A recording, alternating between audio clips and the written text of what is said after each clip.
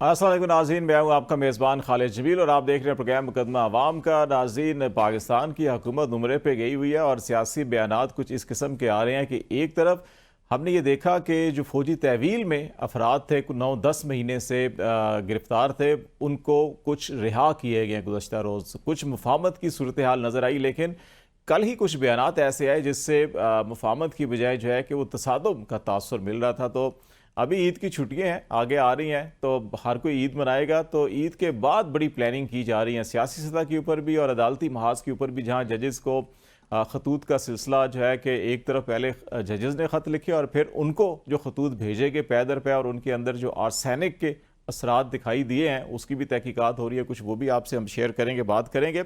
लेकिन ये ईद के बाद जो है कि क्या ये कुछ सियासी महाज के ऊपर कुछ मुफाहमती अमल आगे बढ़ेगा, पाकिस्तान जो है कि आगे बढ़ेगा, या ये मुज़ामत या तसादम की तरफ हालात जाएंगे और उससे पाकिस्तान किस तरफ नुकसान की तरफ जाएगा, या उसमें से तसादम के नतीजे या तकरीब के नतीजे में भी कोई तामीर निकलेगी या नहीं निकलेगी। ये बेसिक आज का हमारा एक मौजू होगा।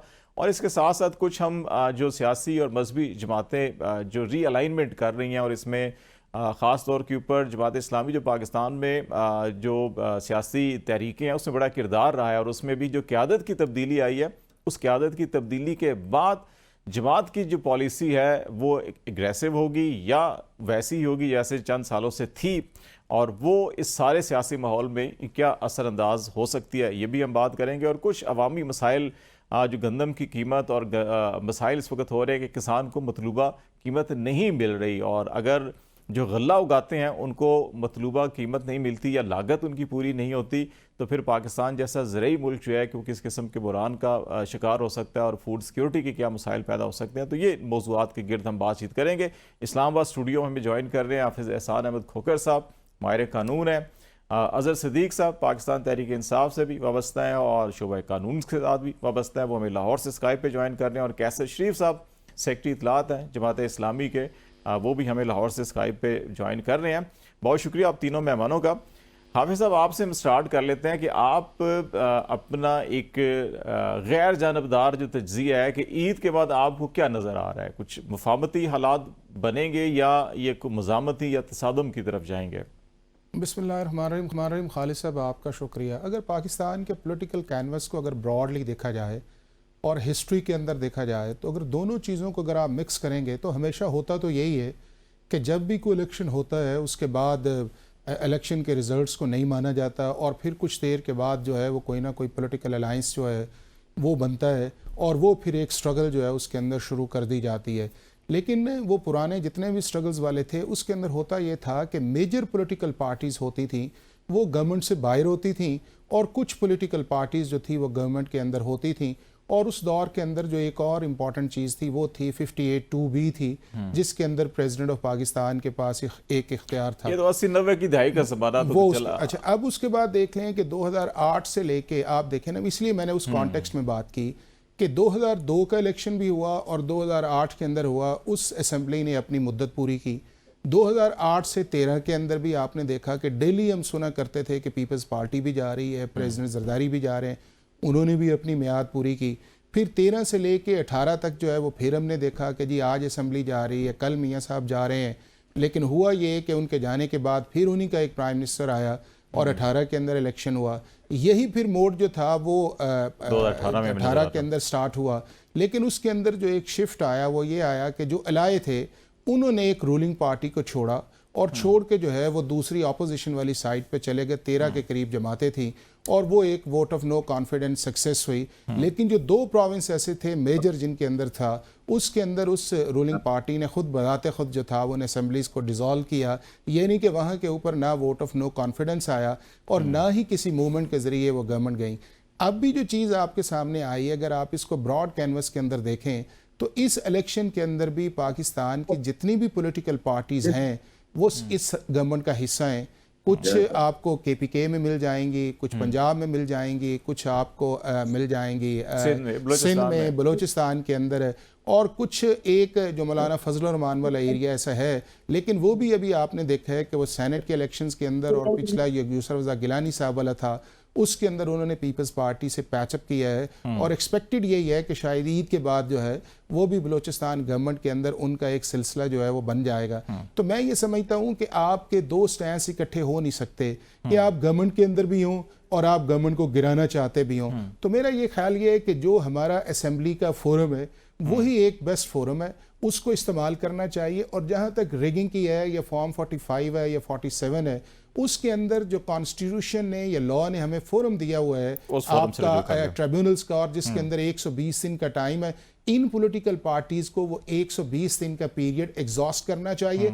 जहां पे वो फैसले जल्दी नहीं होते उन्हें हाई कोर्ट या सुप्रीम कोर्ट के अंदर कॉन्स्टिट्यूशनल जुरिसडिक्शन के अंदर जाके डायरेक्शन लेनी चाहिए कि इनको फैसला करें। चूंकि होगा ये कि अगर इस तरह का ये चलता रहेगा तो पॉलिटिकल इंस्टेबिलिटी के साथ जो इकोनॉमिक इंस्टेबिलिटी है वो इस कंट्री के लिए डिजास्टर है, और मेरा ख्याल है किसी भी पॉलिटिकल पार्टी के लिए एक्सेप्टेबल नहीं है। और जिस तरह में एक नैरेटिव बनाते हैं कि पाकिस्तान एक इकोनॉमिक डिच के अंदर जा रहा है, उसका जो है वो किसी भी पॉलिटिकल पार्टी को फायदा नहीं है, क्योंकि जो भी इक्तदार के अंदर आएगा उसके ऊपर लीगल, कॉन्स्टिट्यूशनल, इकोनॉमिक रिस्पांसिबिलिटीज बहुत एक दो इश्यूज आपकी गुफ्तगू में रेज हुए हैं, मैं उसको अगले हिस्से में ले लूंगा। जरा हज़रत सिद्दीक साहब से भी पूछ लेते हैं कि हज़रत सिद्दीक साहब, आप दो आपसे एक वही सवाल, ईद के बाद मज़ामत होगी, मुफाहमत होगी पॉलिटिकली भी, और थोड़ा सा इसका लीगल आस्पेक्ट भी बता दीजिएगा कि क्योंकि वकला जो है वो जजेस के जो धमकी खतूत मिले उनको, या इससे हटकर भी जो बाकी सारे मामला पहले से चल रहे हैं और अदालत के अंदर भी ये सुप्रीम कोर्ट में हेयरिंग हो रही है, तो वकला की तहरीक और सियासी तहरीक, क्या ये दोनों इकट्ठे हो सकते हैं या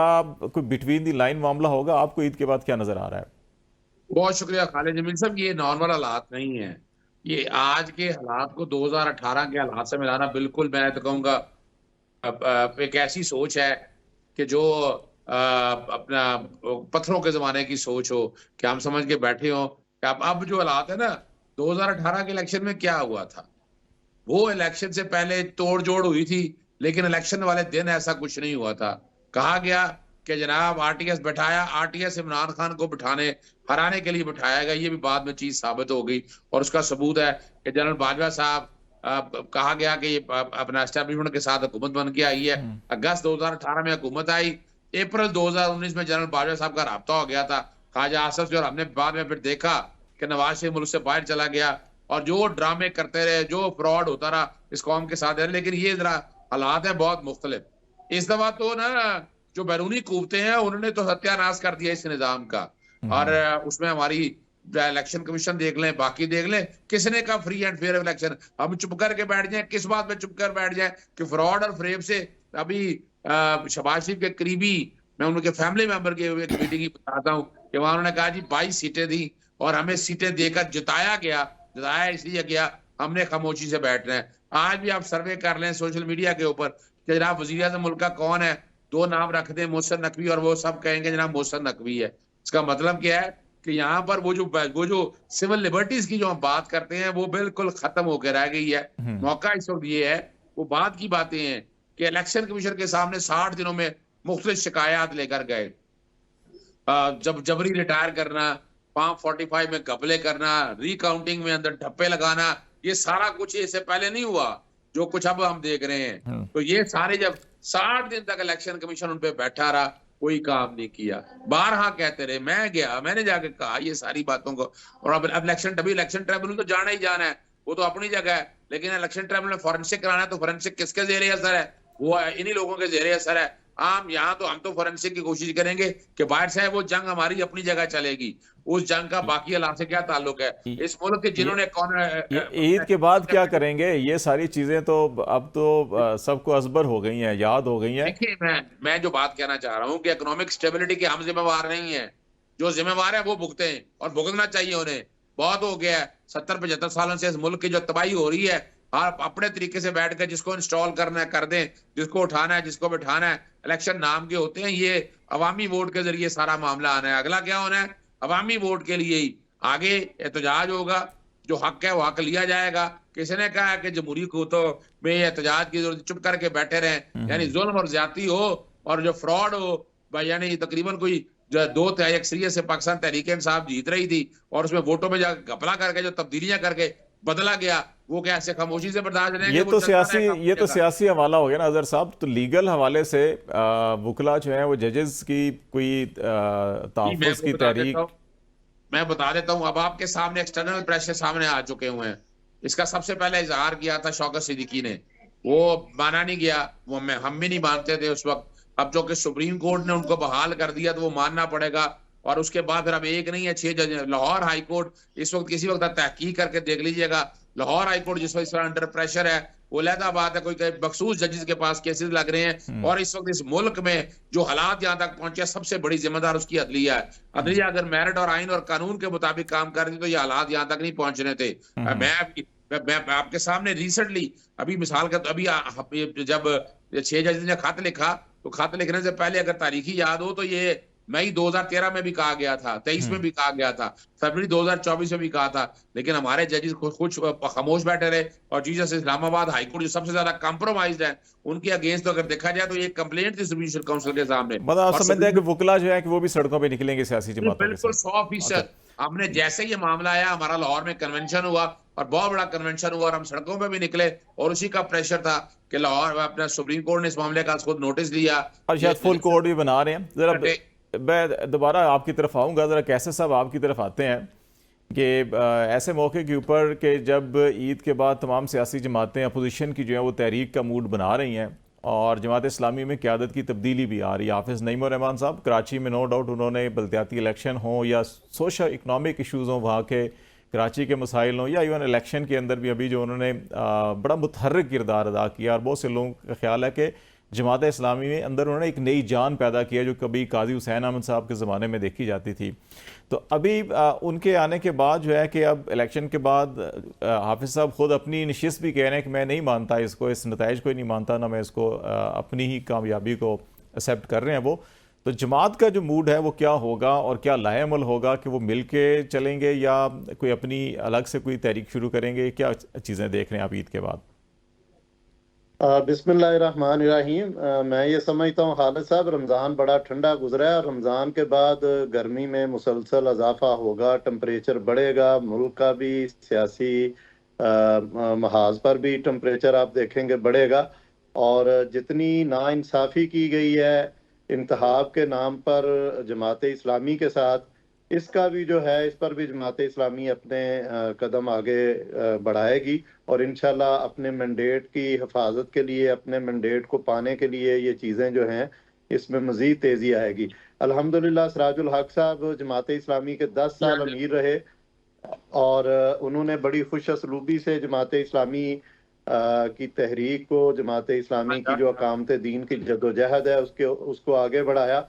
अमीर जमात इस्लामी सिराजुल हक साहब के बाद हाफिज़ नईम उर रहमान साहब जमात इस्लामी के नए अमीर मुंतखब हुए हैं। उनका 18 अप्रैल को हलफ है यहाँ मंसूरा जमात इस्लामी के हेड क्वार्टर में हलफ की जो है वो तकरीब होगी जिसमें वो अपना हलफ अमारत उठाएंगे। उसके बाद जमात इस्लामी की मरकज़ी शूरा जो है वो बुला ली गई है जिसमें सारी सूरत हाल का जायज़ा लिया जाएगा। और ईद के बाद जो आपका सवाल है कि आगे जमात इस्लामी की हिकमत अमली क्या होगी, उस पर गौर व खौज के बाद अमीर जमात इस्लामी हाफिज़ नईम उर रहमान साहब जो हैं वो लाहे अमल का ऐलान करेंगे। और मैं ये समझता हूँ कि जमात इस्लामी वाहिद अपोजिशन की जमात है जो अवाम की बात कर रही है, जो अवाम के साथ खड़ी है और अवाम को तनहा नहीं छोड़ेगी, बल्कि बड़े ज़ोरदार तरीके से जो वादे और जो सबज़ बाग दिखाए थे मुस्लिम लीग नून ने और पीपल्स पार्टी ने, उनकी तरफ भी इशारा करती रहेगी कि वो पूरा करें। जिस तरह उन्होंने कहा था कि 300 यूनिट्स हम फ्री करेंगे, ये हम बात करेंगे कि वो कब फ्री करेंगे और फौरी तौर पर 300 यूनिट कैसे जो फ्री हो है जाएंगे? उसका पेट्रोल रिलीफ 10 आवाम रुपए को कब महंगा हो गया मिलेगा। है। ये सारी चीजें जो हैं ये इंशाल्लाह ताला जमात इस्लामी मजबूत और भरपूर और अग्रेसिव अपोजिशन का किरदार आपको अदा करती हुई इंशाल्लाह नजर आएगी, क्योंकि हमारा ये तंजीमी एक इंतहाबी मरहला चल जिसके नतायज भी आ चुके हैं और हलफ के बाद मरकजी मजलिस शूरा में प्लान जो है वो पूरा इंशाल्लाह सामने आएगा, जो हम फिर आपसे मीडिया के जरिए, आपके जरिए ये अवाम से भी शेयर करेंगे और आपके इल्म में आ जाएगा कि जमात इस्लामी की आइंदा की पूरी हिकमत अमली जो है वो क्या है। अच्छा, एक चीज़ और ये बताइएगा कि इंडिया के हवाले से आपकी पॉलिसी हमेशा से बड़ी एग्रेसिव रही है, और अभी रिसेंटली जो पहले ख़बरें आई और फिर अभी वज़ीर दिफ़ा इंडिया का जो है कि उसने एतराफ़ भी किया, उन्होंने कहा जी हमने पिछले 4 सालों में पाकिस्तान में घुसकर 20 पाकिस्तान के शहरी जो उनके ख्याल के मुताबिक दहशतगर्द थे या इंडिया के अंदर दहशतगर्दी करवा रहे थे, वो कि उनको जो है कि मारा है हमने। अभी तक जो है कि गवर्नमेंट की जानिब से भी जो डिप्लोमेटिकली रिस्पांस होना चाहिए था, या एक होती है ना कि एजेंसी होती है कि चाहे कोई क्लेम ये कर रहा है और यहाँ पे लोग मरे भी हैं, कि आप कैबिनेट बुलाएं या नेशनल सिक्योरिटी कमेटी बुलाएं या कोई इस किस्म का रिएक्शन दे या उनके सफारतकार को बुला के एहतजाज करें, वो चीज़ें हमें नज़र नहीं आई। वज़ीर दिफ़ा का, वज़ीर इत्तलात का बयान नज़र आया, लेकिन सियासी सतह के ऊपर जमात इस्लामी हमेशा बड़ी मुतहरिक होती थी कश्मीर के इशू को लेके, फ़लस्तीन को लेके। फ़लस्तीन पे अभी भी आप रमज़ान में बड़े आपने मुज़ाहरे वज़ाहरे किए, बड़े एक्टिव रहे हैं, लेकिन यहाँ पे अभी तक जो है कि उस तरह से कोई कौमी सतह के ऊपर भी सियासी सतह पर रिएक्शन नज़र नहीं आया। देखिए, ये बिल्कुल वाज़ेह और दो टोक चीज़ है। जमात इस्लामी की पॉलिसी इंडिया से ताल्लुकात के हवाले से कभी भी ढकी छुपी नहीं रही। हम ये समझते हैं कि जब तक मसला कश्मीर मौजूद है और जितने मुजालम जो है वो इंडिया वहाँ कश्मीरियों पर ढा रहा है, और जिस तरह वहाँ पर उसको दुनिया की सबसे बड़ी जेल जो है वो बना दिया गया है, और वहाँ बुनियादी इंसानी हकूक जो हैं वो कश्मीरियों को मुयस्सर नहीं है, और इसी तरह वहाँ जमात इस्लामी के जो दफातर हैं उन पर जमात इस्लामी पर पाबंदी लगाई मकबूजा कश्मीर में, वहाँ उसके इदारे और दफातर और स्कूल जो हैं उनको सील कर दिया गया। तो हम ये समझते हैं कि इंडिया जो है उसके मुजालम तो कभी भी ढके छुपे नहीं रहे, उसकी दुश्मनी पाकिस्तान के साथ कभी भी ढकी छुपी नहीं रही। हमने हमेशा उसकी जब भी कोई वाकया उस तरह का आया, पेश आया, कश्मीर हो, वो बलोचिस्तान हो, वो कोई और जगह हो, तो हमने हमेशा जो है वो इंडिया की पुरजोर मजम्मत की है। और अब भी हम ये समझते हैं कि हुकूमत को इस हवाले से मजबूत और एक अग्रेसिव किस्म का मौक़िफ़ आलमी बरादरी के सामने लेके आना चाहिए, और ये मामूली बात नहीं है जो की जा रही है। इस पर हुकूमत वक्त को, पाकिस्तान की हुकूमत को जोरदार तरीके से जो है वो इंडिया के हवाले से अपना मौक़िफ़ लेना चाहिए और आलमी बरादरी को मुतवज्जो करना चाहिए और बताना चाहिए कि असल में जो दहशतगर्द है वो कौन है, और ऐसे दहशतगर्द के साथ तब तक ताल्लुकात नहीं बन सकते जब तक मसला कश्मीर को यूएनओ की करारदादों के मुताबिक हल नहीं कर लिया जाता। चले हम छोटी ब्रेक लेते हैं, ब्रेक के बाद नाज़रीन वापस आते हैं तो इसी पर भी और साथ कुछ पाकिस्तान के दीगर इशूज़ जो हैं उस पर भी बात करेंगे। हमारे साथ रहेगा।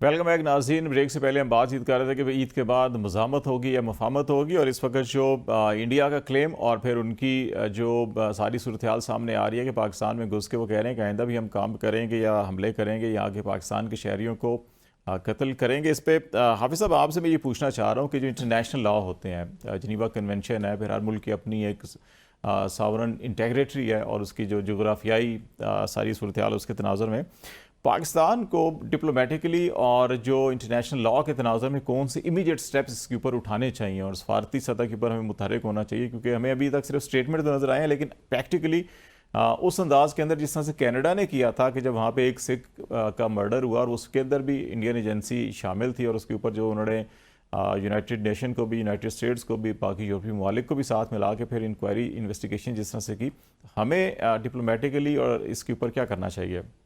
खालिद साहब, देखें कि पाकिस्तान और इंडिया के हमेशा से जो ताल्लुकात हैं उसको इंटरनेशनल कंट्रीज़ जो हैं या दुनिया के दूसरे ममालिक मुख्तलिफ अंदाज से देखते हैं, और उसके अंदर जो इंडियन नैरेटिव है वो उनके लिए ज़्यादा एक्सेप्टेबल है। चूँकि हमारा जो नैरेटिव है हम उसके पीछे नाफोस है, और जिस तरह हमारे मिशंस को काम करना चाहिए वो काम नहीं करते, और जिसका रिजल्ट ये निकलता है कि जो इंडियन नैरेटिव है, चाहे उनकी फ़ेक न्यूज़ आए, चाहे उनका ओवरसीज़ डायस्पोरा आए, चाहे उनके लोग बड़े बड़े इंटरनेशनल इंस्टीट्यूशंस के अंदर बैठे हैं, तो उन सब का एक कॉमन एजेंडा ये होता है कि पाकिस्तान को किस तरह लेट डाउन किया जाए, पाकिस्तान को किस तरह मिलाइन किया जाए, और पाकिस्तान किस तरह ये साबित किया जाए कि पाकिस्तान के अंदर भी जो हो रहा है वो भी पाकिस्तानी कर रहे हैं, और पाकिस्तान से बाहर जो उनके मुल्क के अंदर हो रहा है वो भी पाकिस्तानी कर रहे हैं। और हमसे ज़्यादा पाकिस्तान को किसी का ख़तरा नहीं है।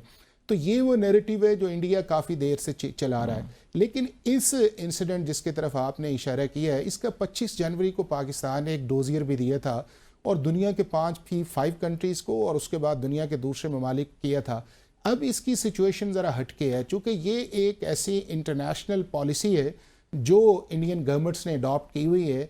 उसके अंदर सिर्फ पाकिस्तान नहीं है, उसके अंदर आपका अमेरिका भी है, उसके अंदर कनाडा भी है, जिसके रीसेंट इंसिडेंट्स आए हैं। और ये भी अब रिपोर्ट जो आई, गार्डियन ने एक रिपोर्ट की जिसके अंदर दोनों इंटेलिजेंस एजेंसीज के जो रिसोर्सेज थे उनको कोट करके उन्होंने बताया कि 20 के करीब पाकिस्तानी ऐसे हैं जिनको इंडियंस एजेंसीज ने पाकिस्तान के अंदर जाके जो उनके यूएई के अंदर स्लीपर हाउसेज हैं उसके ज़रिए पाकिस्तान के अंदर ऑपरेट किया है। और उसका रिजल्ट्स ये निकला है कि पाकिस्तान में 20 लोग जो हैं वो अबव रूल ऑफ लॉ मारे गए हैं या उनको असैसिनेट कर दिया है without due process of law. अब उसके अंदर ये मैं ये समझता हूँ कि पाकिस्तान के अंदर जब ये खबर आई, गार्डियन के अंदर आई, तो पहले इसके ऊपर जो इंडियन एक्सटर्नल मिनिस्ट्री थी उसका एक रिस्ट्रिक्टेड रिस्पॉन्स था। लेकिन जब उसका डिफेंस मिनिस्टर सामने आया जो राजनाथ था, उसने कैटेगोरिकली 3 चीज़ें कही। उसने एक तो इस सारी स्टोरी को या जो चीज़ें थी उसे एडमिट किया। दूसरा उसने कहा कि ये हमारा ये एक कंसिस्टेंट पॉलिसी है और हम इसको जारी भी रखेंगे। तो मेरा ये ख्याल है कि ये एक ऐसा मोड है कि जिसके अंदर हम सिर्फ ये कहें कि नहीं आप हमारी बाउंड्री को क्रॉस करेंगे तो फिर हम आपको रिस्पॉन्स करेंगे, जिस तरह हमने फरवरी 2019 में किया, ये एक बड़ा सीरियस एफर्ट है। और इसके अंदर पाकिस्तान के जितने इदारे हैं इन्हें फौरी तौर पे जो है इसको स्ट्रिक्ट लेना चाहिए, दुनिया के फोरम्स के अंदर जानी चाहिए। ये पॉलिसी दुनिया के किसी मुल्क के अंदर एक्सेप्टेबल नहीं है और ये पॉलिसी जो है ये मोसाद करती रही है और ये किसी दौर के अंदर केजीबी को भी एलर्ज किया जाता है और किसी दौर पे सीआई। अब इस लेवल के अंदर जाके एक कंट्री जो है हमारे नेबर के अंदर है और वो हम पे हमला करने की जरूरत भी नहीं कर सकता, चूंकि अल्हम्दुलिल्लाह हमारे पास वो ताकत है। लेकिन इस तरह की जो टैक्ट्स हैं उसको फिर इंटरनेशनल एक्सपोज करना चाहिए। हमारी फौरी तौर पे नेशनल सिक्योरिटी की मीटिंग आनी चाहिए, उसके अंदर क्लियरली वॉइस देनी चाहिए, यूनाइटेड नेशंस के अंदर जाना चाहिए, चूंकि ये एक एडमिशन है और उस एडमिशन को जितना भी आप प्रोपोगेट करें या जितना फोरम्स के ऊपर लेके जाएं, इससे आपको कैनेडियन सपोर्ट में मिलेगी, यूरोपियन सपोर्ट में मिलेगी। और यूरोपियन के अंदर भी आपको याद होगा कि जब उनकी वो लैब थी, जो फेक लैब थी, वो भी जब यूरोपीय यूनियन के अंदर आई तो उन्होंने उसको कैंडम किया। इन्फो लैब थी। तो मैं ये समझता हूं कि इसके अंदर पाकिस्तान को जो है वो बिल्कुल एक हॉकिश किस्म की स्ट्रैटेजी है वो लेनी चाहिए। पाकिस्तान की सारी पॉलिटिकल पार्टीज को ऑन बोर्ड करना चाहिए, चूंकि ये पाकिस्तान का मसला है। और उसके अंदर एक कंसिस्टेंट डिप्लोमेटिक एफर्ट जो है वो करनी चाहिए।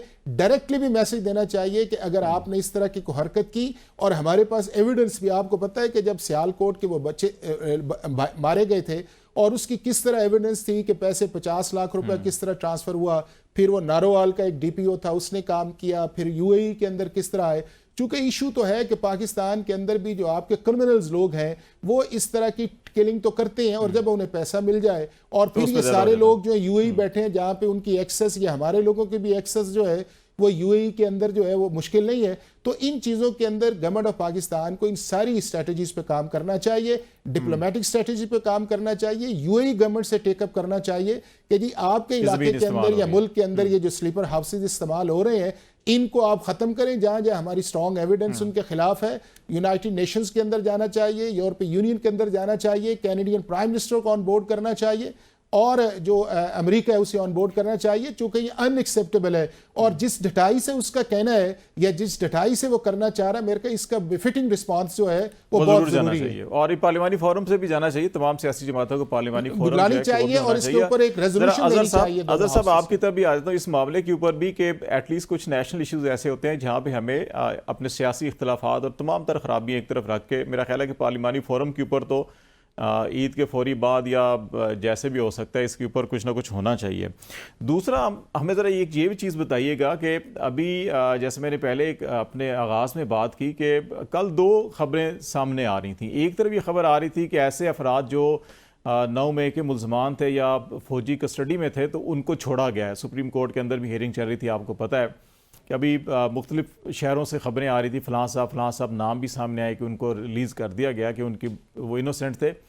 और दूसरी तरफ केपी गवर्नमेंट की अफ्तार डिनर के ऊपर बुलाया गया कोर कमांडर पेशावर की जानिब से, तो एक पॉजिटिव इंडिकेशन नज़र आ रही थी कि शायद मामलात अफाम व तफ़हीम की तरफ जा रहे हैं। लेकिन फिर स्टेटमेंट आना, एक एलिगेशंस बिल्कुल सारे के सारे जो है कि वो आर्मी चीफ की तरफ चले गए, तो उससे अंदाज़ा होता है कि नहीं कोई एग्रेसिव पॉलिसी भी है मुज़ामत की तरफ। तो आप नहीं समझते कि जो एक्सटर्नल इंटरनल हमें चैलेंजेस हैं कि उसके अंदर कोई ऐसा दरमियानी रास्ता हम निकालें कि हमारे पॉलिटिकल इश्यूज़ भी एड्रेस हो जाएं और जो हमारे नेशनल चैलेंजेस या इश्यूज़ हैं उनके ऊपर भी हम कोई कंप्रोमाइज़ ना करें और एक नेशनल मुश्तरका जॉइंट जो स्ट्रेटजी है उसकी तरफ आगे बढ़ सकें? खालिद जमील साहब, देखिए ताली दोनों आती है। पिछले 3 सालों से जो फसाइयत का शिकार अभी जो 21 लोग बरी हुए हैं, उन बेचारों का क्या कसूर है? वो 10 दिन उन्होंने तकलीफ बर्दाश्त की, किसी ने माफी मांगी आकर कौम से? किसी वजीर आजम ने कोई इस्तीफा दिया किसी का? यानी इस तरह नहीं चलता मामलात को। अभी ये पिछले 3-3.5 सालों से इनकी गवर्नमेंट थी ना, और जो लोग भी चला रहे थे। आज को वजह क्या है? हमने इदारों का गलत इस्तेमाल शुरू कर दिया हुआ है। यहाँ पुलिस, FIA, एंटी करप्शन, नैब और बाकी सारे इदारे जो आपके इंटेलिजेंस के इदारे हैं, जिस तरह इस्तेमाल होते रहे हैं, सिर्फ पॉलिटिकल इंजीनियरिंग के लिए इस्तेमाल होते रहे। उसका नुकसान क्या हुआ कि बैरूनी ताकतें फायदा उठा गई। आज सवाल जवाब देना चाहिए। आज शहबाज शरीफ को इस्तीफा देना चाहिए इसी बात के ऊपर कि तुम्हारे दौर के अंदर तुम थे उस वक्त वजीर आजम, तुम्हारे दौर के अंदर ये सारा कुछ होता रहा है। और देखें, हम लोगों ने तो आवाज उठाई थी ना उस वक्त गुलभूषण यादव के दौर में। गुलभूषण यादव में नवाज शरीफ के बयान इस्तेमाल हुए थे। नवाज शरीफ तो बहुत करीब था अपना, और वो तो नरेटिव सारा मर गया ना, जो इजाजतदारी भी लगाते थे नरेंद्र मोदी का जो यार है, गद्दार है, गद्दार है। आज कहाँ है? आज सब खामोश बैठे हुए हैं। आज हम आराम से तमाशा देख रहे हैं। यानी इतना बड़ा सीरियस इशू आया है और आपकी गवर्नमेंट खामोश तमाशा ही बैठी है। कोई जवाब ही नहीं उसके पास। क्या जवाब देगी? एक्विजिशन है उनके ऊपर। इसके बाद जुडिशल कमीशन बनना चाहिए जो बैठकर देखे कि जनाब ये जो 20 हुई है कौन जिम्मेवार है। और साहब पहले जो कई दर्जनों कमीशन बने उन्होंने तो की हुआ है, एक और कमीशन बना रहा है। ये नहीं है, ये छोड़ा नहीं जा सकता मामला से कि ये 20 लोग जो है जो 20 लोग यहाँ मारे गए हैं, यानी इसका मतलब क्या खुला रास्ता दे दिया हमने इंडिया के अंदर से। वैसे तो हालात यही हैं इस वक्त। इस वक्त और क्या है? इस वक्त हालात क्या है? पुलिस आपकी क्या कर रही है? नैब आपका क्या, FIA क्या कर रहा है? कोई बता दे, कोई मेरिट पे काम करता बता दे। इनको निशाने इम्तियाज बैठे मिल रहे हैं, किस बात पे मिल रहे हैं? यानी उसको IG को वजीर दाखिला बनाना है, वो इसलिए कि मोहसिन नकवी के साथ उन्होंने काम किया है। अपना जो मरियम सफदर है वो पंजाब में रखना चाहती हैं कि इससे बेस्ट आदमी कोई नहीं है जो पॉलिटिकल इंजीनियरिंग या बाकी चीजों को लेकर चल रहा हो। ये समझे, आराम से समझने की बात है। इस वक्त मुल्क के अंदर जो हालात है, हु इज रिस्पॉन्सिबल? ये इंडिया वाले स्टेटमेंट के बाद तो अब तो इन सब लोगों को कटहरे में होना चाहिए कि जो डायरेक्टली या इनडायरेक्टली इसमें इन्वॉल्व है। बाकी किसी से गिला क्या करें? हम किसी से बाकी गिला क्या करें? नहीं, आप नहीं समझते कि पार्लिमानी फोरम के ऊपर कोई ज्वाइंट रेजोल्यूशन हो या फिर उनके हाई कमिश्नर को उस रेजोल्यूशन के तनाजुर में ही चले तलब करके एहतजाजी मरासला ही दे दें हम? सब खालिद साहब, पार्लियामानी फोरम में क्या होना है? मैं एक बात कर रहा हूँ, आज तक आपने पार्लियामानी फोरम पे क्या आपने अपने रिजल्ट किया है? पार्लियामानी फोरम ठंडा करने के लिए, अवाम को बेवकूफ बनाने के लिए एक करारदाद की हैसियत क्या है? उस करारदाद की अहमियत क्या है? कौन मानता है उस करारदाद को? मानता है एक्शन जो कानून के मुताबिक एक्शन हो उस करारदाद। यानी ये तो एक मट्टी डालने का बड़ा आसान तरीका है ना। तमाम सियासी पार्टी इकट्ठी हो जाए पार्लियामान में।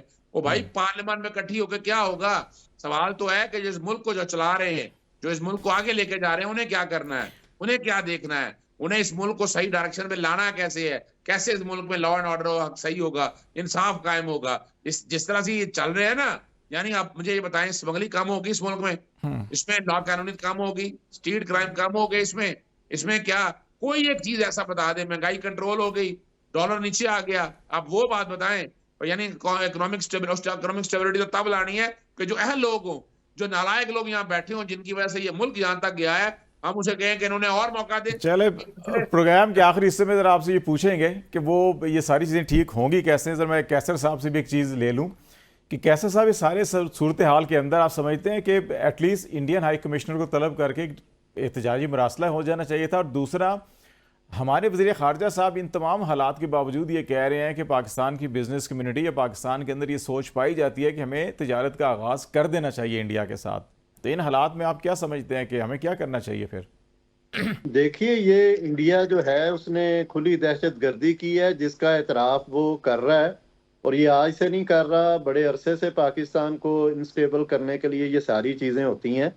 यहाँ पर एक बात बड़ी क्लियर और वाज़ेह है कि पाकिस्तान के दफा के लिए पूरी कौम जो है वो एक पेज पर है, उसमें कोई सियासी तकसीम और तफरीक नहीं होती। अगर मुल्क पर कोई इस तरह किसी गंदी नज़र से देखेगा, उसके अमन को तबाह करने की कोई साजिश करेगा, वहाँ यहाँ पर कोई दहशतगर्दी की कोशिश करेगा, तो इसके खिलाफ मुल्क के तहफ़्फ़ुज़ के लिए पूरी कौम इकट्ठी है।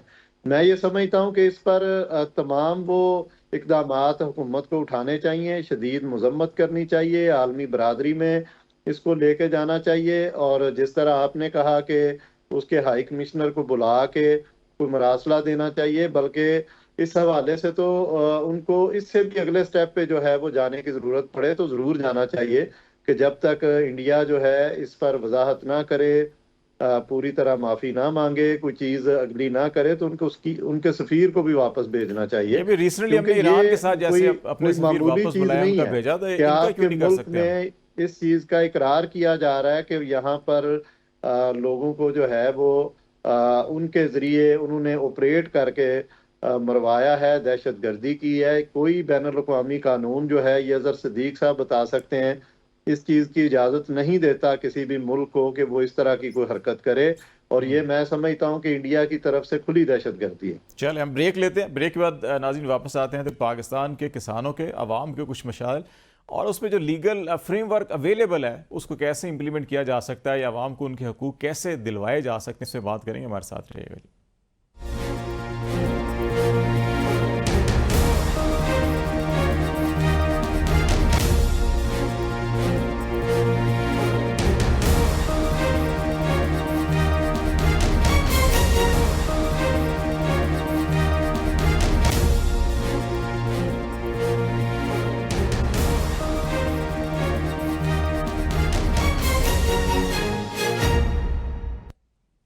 वेलकम बैक नाज़रीन। प्रोग्राम के आखिरी हिस्से में हम बात को उसी तनाजुर के अंदर कि ईद के बाद मज़ामत होगी या मुफाहमत, लेकिन जब इंसान को बुनियादी हकूक़ ना मिल रहे हों और उसको अपना जो मेहनत करता है किसान या मज़दूर, उसकी मज़दूरी उसको वक्त पे ना मिले और मुनासिब ना मिले बल्कि उसका इस्तेहसाल हो, तो फिर ये सियासी मामलात अपनी जगह, ये मामलात मिलकर जो है कि बिगाड़ ज़्यादा पैदा करते हैं। तो इसमें हम कोशिश करेंगे कि लीगल फ्रेमवर्क क्या है और होना क्या चाहिए, बात करेंगे। और हाफिज़ साहब, ये एक बड़ा अहम इशू है कि पाकिस्तान दुनिया के उन ममालिक में था जो गंदम एक्सपोर्ट करता रहे। अभी 21वां बड़ा मुल्क है जो गंदम इम्पोर्ट करता है। इस वक्त भी कोई 20 से 30 जो है लाख टन गंदम हमारे ज़ख़ीरे में पड़ी हुई है और हमारे अपने किसान की कीमत जो हमने 39 से 4,000 रखी है उस पर नहीं ख़रीदा जा रहा। तो हमारा जो लीगल फ्रेमवर्क है, क्या वो डिस्ट्रिक्ट लेवल के ऊपर गवर्नेंस और ये सारा का सारा मसला ही गवर्नेंस का, जिसकी वजह से जो है कि इतनी आवाम के अंदर भी नफरत और तअस्सुब और ये सारी चीज़ें पैदा होती हैं, वो क्यों नहीं ठीक से काम करता कि हम उनको ये बुनियादी हक तो एटलीस्ट दे सकें। और जो हुकूमत ने रेट मुकर्रर किया वो भी हम नहीं दे रहे उसको। खालिद साहब, बिल्कुल आपने सही पॉइंट, लेकिन मैं सिर्फ आपके 2 मिनट लूँगा। जो आपका पहला टॉपिक था चूँकि बड़ा इंपॉर्टेंट था, जो इंडियन डिफेंस मिनिस्टर की स्टेटमेंट थी और बड़ा वो एक ऑर्गेनाइज्ड इंटरव्यू था, वो जानबूझ के इंटरव्यू दिया गया था। और जिस तरह उसके अंदर सवाल आप देखें या जिस तरह का जवाब था, इसको हमें सिर्फ इस कॉन्टेक्स्ट में नहीं देखना चाहिए कि जो इंडिया के जो 18 अप्रैल से इलेक्शन स्टार्ट हो रहे हैं तो एक पॉलिटिकल स्टंट है। वो इस हद तक हो सकता है कि जिसके अंदर आप जनरलिटी के अंदर बात करें, लेकिन जब आप एडमिट करें कि हम वो काम कर रहे हैं, इंटरनेशनल रिपोर्ट्स को आप एडमिट करें और दुनिया के कई ममालिक के अंदर आपके इंसिडेंट हो, तो मैं ये समझता हूँ कि 4-5 स्टेप्स जो हैं वो फौरी तौर पे होने चाहिए। नंबर 1 ये है कि हमें जो है फौरी तौर पे जो इंडियन एम्बेसडर है इसको बुलाना चाहिए यहाँ पे, इसे डिमार्शे किया जाना चाहिए और इसे स्ट्रिक्ट टर्म्स के अंदर रिस्पांस जो देना चाहिए और इसकी क्लैरिफिकेशन लेनी चाहिए। और अगर क्लैरिफिकेशन नहीं देते तो उसे कहना चाहिए कि जाएँ आप अपने मुल्क के अंदर जाएँ, जब आपकी क्लैरिफिकेशन आ जाएगी हम उस वक्त आपसे बात करेंगे। और यही पैटर्न हमने ईरान के साथ भी अपनाया था। दूसरा उसके अंदर इंपॉर्टेंट ये है कि हमें फौरी तौर के ऊपर जितने भी यहाँ पे कंट्रीज़ हैं जो यूनाइटेड नेशन सिक्योरिटी काउंसिल्स के मेंबर हैं, उनकी मीटिंग बुलानी चाहिए और उन्हें ये कहना चाहिए कि एक ऐसा मेंस जो है जो इंडिया जो है वो दुनिया के हर मुल्क के अंदर कर रहा है, इसको रोकने के लिए, चूँकि ये आपका जिनेवा कन्वेंशन की भी खिलाफ वर्जी है और ये आपका जो इंटरनेशनल सॉवरेनिटी लॉज हैं जो आपकी टेरिटोरियल इंटेग्रिटी को प्रोटेक्ट करते हैं उनके लिए भी है। और अगर वो कंट्री करता है तो आपको इसके अंदर सेल्फ डिफेंस भी जो है वो उसी इंटरनेशनल जिनेवा कन्वेंशन 1968 है उसके अंदर अवेलेबल भी है। यानी कि इस स्टेटमेंट के बाद हमें वो जो एक डिफेंस बड़ा एग्रेसिवली जाना पड़ेगा, वो भी अवेलेबल है। और तीसरा उसके बाद ये है कि हमारी सिक्योरिटी मीटिंग, चूँकि प्राइम मिनिस्टर अगर इधर नहीं है तो ईद के फौरन बाद हो, पॉलिटिकल पार्टीज हो और उसके बाद इंटरनेशनल फोरम्स हो। ये इसको सिर्फ पॉलिटिकल नैरेटिव के तौर पे, एक इलेक्शन मामलात के तौर पे लिया गया है। इससे नहीं लेना चाहिए, इससे हम आगे जाना चाहिए और हमारा जो फ्यूचर है उसको प्रोटेक्ट करना चाहिए। अब दूसरा जो आपका सवाल है गंदम का, ये बड़ी बदकिस्मती की बात है कि पाकिस्तान के अंदर जो गवर्नेंस है वो डिसफंक्शनल है, सारी चीज़ें माफियाज के कंट्रोल में, और ये माफियाज ही इन डिपार्टमेंट्स के अंदर भी बैठे हुए हैं। अगर किसी मुल्क या हमारे मुल्क के अंदर जो है अगर फसल की जो प्रॉस्पेक्टिव यील्ड है वो कम होने लगती है तो ये ब्लैकमेलिंग शुरू कर देते हैं और वो जो मार्केट का रेट है उसे फ्लक्चुएट करते हैं। अब इस दफ़ा अल्हम्दुलिल्लाह हमारी जब बम्बर क्रॉप्स आई हैं और बम्बर क्रॉप्स की वजह से जो है अब रेट्स जो हैं वो 3900, हालांकि इसको बढ़ाना चाहिए था कि जब आपका जो इनपुट कॉस्ट इतनी बढ़ गई है, लेकिन जब उन्होंने देखा है चूंकि टाइम होता है आपके पास 10 से 15 दिन का इस सारे प्रोसेस को करने का, मार्केट के अंदर आप उसे किसी और को मौका नहीं देते, और वो उसके अंदर एक और भी वजह ये आई है कि जब आपने थोड़ा सा स्मगलिंग को कंट्रोल किया है तो वो भी माफिया थोड़ा सा वक्ती तौर पे पीछे हटा है। लेकिन गवर्नमेंट की ये रिस्पॉन्सिबिलिटी है, डिस्ट्रिक्ट एडमिनिस्ट्रेशन की है कि अगर 3900 इसके ऊपर स्पोर्ट प्राइस है गवर्नमेंट की, वो मिलना चाहिए। इसके मुतालिक भी अगर नहीं किसी जगह होती तो सबसे पहले जो एक्शन है वो सेक्रेटरी फूड के खिलाफ आना चाहिए, मिनिस्टर के खिलाफ आना चाहिए, और उसके बाद जो है आपका जो डिप्टी कमिश्नर उसका खिलाफ आना चाहिए, क्योंकि ये रिस्पॉन्सिबल है। चूंकि देखें ना कि अगर किसान फसल पैदा न करे तो फिर आपको एक डॉलर का इशू आ जाएगा जब आप बुलाएंगे। है, और जिस तरह आपने कहा दुनिया का खालिद भाई 5वां बड़ा मुल्क है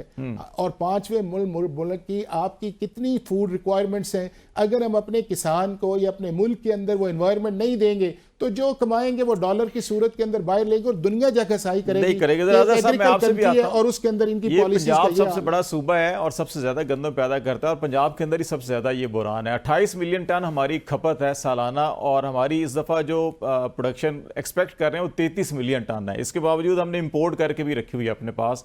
तो ये तो सरासर इस्तेसाल और पॉलिसी जो लेवल के ऊपर हमें क्रिमिनल नेग्लिजेंस नजर आ रही है। अब ना खालिद साहब क्रेडिट जाता है इमरान खान के गवर्नमेंट को, ट्रैक एंड ट्रेस सिस्टम बनाया था, प्रोडक्शन वर्सेस सप्लाई और कंजम्पशन, इन सब का एक सिस्टम डेवलप किया था। जो असल पहले मैं एक छोटी सी बात का जवाब दे दूं, वजीर आजम नालायक तरीन है, मुलाजिम है बेसिकली। बाहर बैठे हो ना, तुम्हारी यहाँ वो भतीजी टिकटॉकर वजीर आला तो मौजूद है ना, सोशल मीडिया पे आगे आप जूम पे कर सकते हैं, आप बैठकर मीटिंग, किसने रोका है आपको? आप जहां कहीं भी बैठे हो, मुल्क में जंगी हालात हो और आप कहें कि आपको बात ही नहीं कर सकते, यानी ऐसे वजीर आज़म का क्या लेना देना? ऐसे वजीर तो घर भेजना चाहिए। तो ये नालायकी नाअहली है और देखने वाले खामोश बैठे हुए हैं। अब आए इस बात की तरफ। आपको पता है इसमें इमरान खान के दौर में ट्रैक शुगर की कंट्रोल करने के लिए एक जुडिशल कमीशन बना, हमने सिफारिशा दी, हाई कोर्ट ने नोटिस लिया और फिर पता लगा कि जनाब यहाँ कानून में कमी है, फूड सिक्योरिटी का जो डिपार्टमेंट आपका वो एक्टिव ही कोई नहीं है नेशनल लेवल के ऊपर। तो यहाँ वजह प्रॉब्लम यहाँ ये है कि जब नालायक लोग आप बिठा देंगे, जो बेवकूफ लोग बिठा देंगे इक़्तिदार में, जिन्हें अता पता कुछ नहीं है, जिन्हें ना इतना पता कि कवानीन क्या कहते हैं, उसकी वजह क्या है कि वह क्यों बहुत है ना कि आप नाजायज काम करते फिर रहे हैं। जब आप मेरिट पे आएंगे तो फिर बड़ा मुश्किल हो जाएगा। और यहाँ जो रास्ते छोड़े हुए हैं, शुगर मिले आपकी वोटर है, अपना जो ताजर बैठा हुआ है, ताजर के साथ आपने मिली भगत कर रखी हुई है। तो वो ऐसे मुल्क में कहाँ हालात ठीक होंगे कि जहाँ सारा कुछ मुल्क में कंप्रोमाइज पे चल रहा है। तो मुझे कोई उम्मीद नहीं है इससे। यहाँ मैं लेके गया हूँ, इस मैटर को हाई कोर्ट में लेकर गया हूँ, नोटिस हुए हैं इस इशू को, यानी महंगाई वाले इशू को भी, और अब ये वाले गंद वाले इशू को भी मैं इंशाल्लाह बहुत जल्द कोर्ट में लेकर जाऊंगा। कि वो कोर्ट के अलावा मुझे तो नजर नहीं आता है, नहीं हो सकता। जरा मैं कैसे साहब आपकी तरफ आता हूँ, अवामी सतह के ऊपर सियासी जमातों को, हमारे पास ये 1.5 से 2 मिनट है, कोशिश कीजिए इसके अंदर कि इसको पॉलिटिकल पार्टीज क्यों नहीं अपने एजेंडे में इन चीज़ों को लेकर आती, जहाँ पे डायरेक्टली उनके आम आदमी का मसला है, बहुत बड़ी बड़ी तहरीकें जो हैं और इश्यूज़ के ऊपर होती हैं। तो इसके ऊपर आप क्या समझते हैं कि सियासी जमातों को जहाँ बाकी तहरीक की तैयारी करें तो इस पर क्या रोल अदा करना चाहिए? इसमें हालत साहब, ये जमात इस्लामी ने पहले भी किसानों के हवाले से स्पेशली बहुत बड़ी एफर्ट्स की हैं। मैं ये समझता हूँ कि ये हुकूमत का जो फैसला है इसने किसानों की कमर तोड़ दी है, और किसानों का ये जो मुतालबा है कि गंदम की कीमत जो है उसको बढ़ाया जाए, ये बिल्कुल जायज़ मुतालबा है। और जितनी महंगाई आ गई है और जितना इनपुट महंगा हो गया है, जरी बीज से लेके जरी अद्वियात तक, बिजली, डीजल, फ्यूल, हर तरह की चीजें जो हैं वो इतनी महंगी हैं, जबकि कैसे साहब गंदम की कीमत क्या जो है बढ़ेगी? वो उनको जो बहुत कीमत कम मुकर्रर की है वो भी नहीं मिल रही। 2500-2600 ऑफर हो रही है नहीं इसमें मिल जो रही। मिडल मैन है। और इसी तरह अगर पूरे मुल्क का जायजा लिया जाए तो हर जगह पर गंदम की कीमत यकसा नहीं है। ये भी एक गैर इम्तियाजी रवैया और सलूक जो है वो किसानों के साथ सामने नजर आ रहा है। मैं ये समझता हूँ पाकिस्तान एक ज़री मुल्क है और हम ज़राअत के जरिए जो है वो बहुत बड़े बहरानों का मुकाबला कर सकते हैं, बल्कि उनसे निकल सकते हैं, IMF से जान छुड़ा सकते हैं। लेकिन हमारी बदकिस्मती ये है कि हमारे हुक्मरानों ने हमेशा किसानों के हवाले से कोई और ज़राअत के हवाले से कोई बड़ा मौसर प्लान वो पेश नहीं किया, ना ही इनको सहूलियात दी गई, ना ही इनको मुल्क की जो मसाइल में मुल्क जो गिरफ्तार है उसके हल के लिए किसानों को एक टूल के तौर पर, ज़राअत को एक टूल के तौर पर इस्तेमाल नहीं किया गया। जितनी भी हुकूमतें आई सब ने किसानों का इस्तेहसाल किया, और मैं ये समझता हूँ कि कोई भी हुकूमत ऐसी नहीं है जिसने किसानों को उनके जायज़ और भरपूर हकूक दिए हों। हम इंडिया की बात करते हैं, वहाँ देख लें, वहाँ किसानों का मसला बना और अब उनकी जो कैफियत है, उनकी जो प्रोडक्शन है, किसानों को दी गई जो सब्सिडी है वो कितनी है, और हमारा पाकिस्तान का देख लें। जमाते इस्लामी के पास एक मुकम्मल प्लान मौजूद है और हम इंशाल्लाह ताला किसानों की भरपूर आवाज़ बनेंगे और किसानों के इन मसाइल के हल के लिए जमाते इस्लामी एक बड़ा जो है रोड मैप देगी चले, बहुत और शुक्रिया। इस प्लान को लेके किसानों को साथ लेके हुकूमत को मजबूर करेंगे कि वो उनके जायज़ हकूक जो है वो पूरे करें। बहुत शुक्रिया शरीफ आपका भी, और अजहर सिद्दीक साहब आपका, हाफिज एहसान साहब आपका बहुत शुक्रिया। हुकूमत को डेफिनेटली अपनी तरजीहात का असर नौ तयन करना चाहिए, और एक आम आदमी मजदूर या किसान जो है ये पाकिस्तान की रीढ़ की हड्डी है, मीशत की भी, ज़राअत की भी, और फिर गल्ला जो अनाज है उसमें बड़ा अहम किरदार होता है। तो इनके राइट्स के ऊपर खुसूसी तौर के ऊपर तवज्जो देनी चाहिए। आज तक के लिए इतना ही। खालिद जमील को इजाज़त दीजिए। अल्लाह हाफिज़।